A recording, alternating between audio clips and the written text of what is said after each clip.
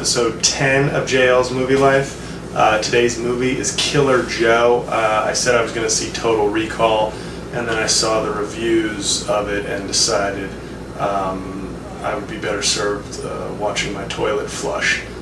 So I opted for Killer Joe, which has been out a couple weeks. I think it's only in New York and LA, or maybe it's in a few other cities, but it's not wide release yet. But it's a really awesome movie, pretty disturbing.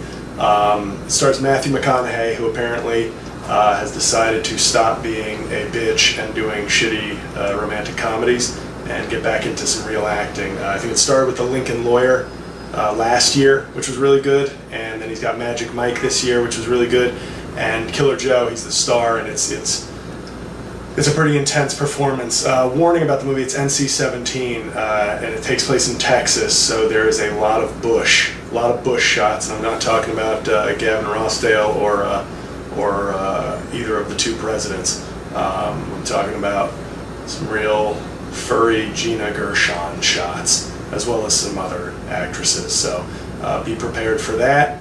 I don't know if the hair was artificial or if it was the real deal, but either way, gross. Let's clean it up. It's very unkempt, is what I'm saying. A little bit is fine, but the growth was severe, and it's one of the opening shots of the movie. So look forward to that.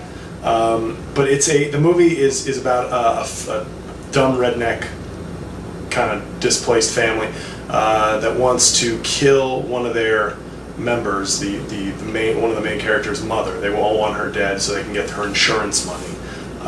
So they hire Joe, who is a Dallas cop, played by McConaughey, who is also a contract killer. He's very creepy, and man, there are some intense scenes. Like if you think Matthew McConaughey is attractive, you're right, but he really pushes it to the limit when he's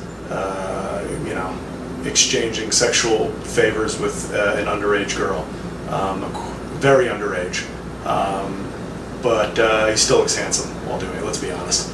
He may be doing creepy things, but he's still a chiseled person. And you get a McConaughey ball sack shot. You don't get the shaft or anything, but you get a ball sack shot. So if any ladies out there are McConaughey fans and are particular fans of balls, you will get a brief glimpse.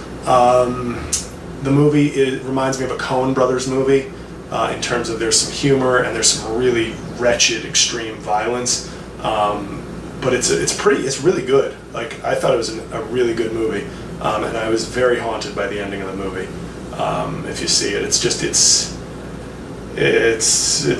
hilarious. If you've ever wanted to see a Gina Gershon deep throat a chicken wing while crying, this is also the movie for you. Now, I know I've given away some creepy things, but I'm not giving away the ending or anything like that. But it's that kind of movie. It's disturbing, it's funny, it's violent, but McConaughey is fantastic in it.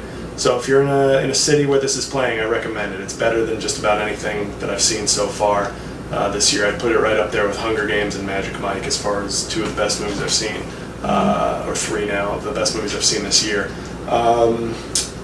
So if you hate white trash people, this is a great movie to see. It really makes you feel good about not being white trash. McConaughey, like I said, is dynamic. It looks like he's finally given up on being a shitty actor and has gotten back to his roots of being sort of a competent thespian.